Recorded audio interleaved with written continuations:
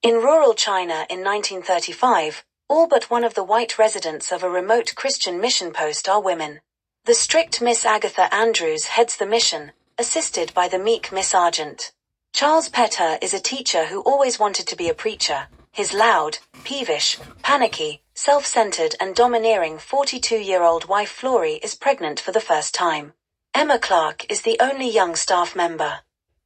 A much-needed doctor arrives. The staff are shocked to discover that Dr. Cartwright is a woman from Chicago who smokes, drinks alcohol, swears, wears pants, has short hair, disdains religion, and sits before grace. Miss Andrews and Dr. Cartwright are soon at odds. Emma, who has led a very sheltered life, is fascinated by the newcomer, much to Miss Andrews' dismay. Dr. Cartwright urges Petter to send Florrie to a modern maternity ward to have her baby, because her age places her at high risk, but they refuse. Later, she appeals to Miss Andrews, in vain. Miss Andrews warns Emma that Dr. Cartwright is evil. Miss Andrews is certain that the mission will be safe. They are American citizens. After a nearby British mission is burned by Mongolian warlord Tunga Khan, Miss Andrews reluctantly accepts survivors Miss Binns, Mrs. Russell, Miss Ling, and some of their people, but only temporarily. She is unwilling to harbor those of any other denomination for long. The survivors bring cholera with them. Dr. Cartwright quickly takes command, ordering clothing and possessions burnt and immunizing everyone. Emma falls ill, and Miss Andrews implores Dr. Cartwright to save her life. The emergency passes and an intoxicated Cartwright appears in the dining room with a bottle of whiskey, offering a drink to all and provoking an extreme reaction in Mrs. Russell. Cartwright talks about the hardships of being a woman doctor and of being betrayed by her married lover. One night, Charles and Cartwright see a fire on the horizon and hear gunfire.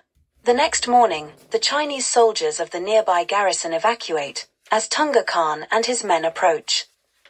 Miss Andrews is still convinced that the mission is untouchable, but Charles is now determined to be assertive.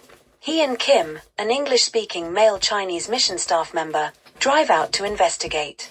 The car returns, bandits on horseback charge through and quickly take command of the mission. Before being executed by the bandits, Kim tells the women that Charles was murdered when he tried to rescue a woman being raped by Tunga Khan's men. Miss Ling, who comes from a powerful Mandarin family, is taken away to act as servant to Tunga Khan's young wife, and the 7 white women are herded into a shed. The women watch as Tunga Khan has every Chinese in the mission executed.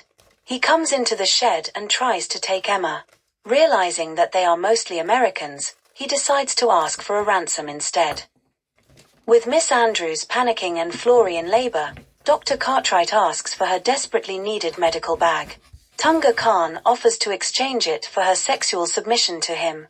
The doctor agrees, and helps Florrie give birth to a baby boy. Cartwright goes to fulfill her end of the bargain. Andrews' pathological revulsion for anything to do with sex, even in marriage, causes her to become increasingly deranged. She vilifies Cartwright, repeatedly calling her whore of Babylon. The others understand the sacrifice the doctor has made and why she has done so. In the evening, the Mongols hold wrestling matches. Dr. Cartwright watches the spectacle at Tunga Khan's side as his new concubine. A warrior who has been ogling Cartwright steps into the ring. Tunga Khan accepts the challenge himself and breaks the man's neck. Cartwright convinces Tunga Khan to free the other women. Now dressed in embroidered silk robes, she comes to tell them. Miss Argent sees Dr. Cartwright hide a bottle that she had earlier called poison. She says it's a sin. Cartwright replies, "Then pray for me." With the others safely away, Cartwright secretly poisons 2 drinks. Bowing, she offers a cup to Tunga Khan saying, "So long, Y.A. bastard." Tunga Khan drinks and falls dead.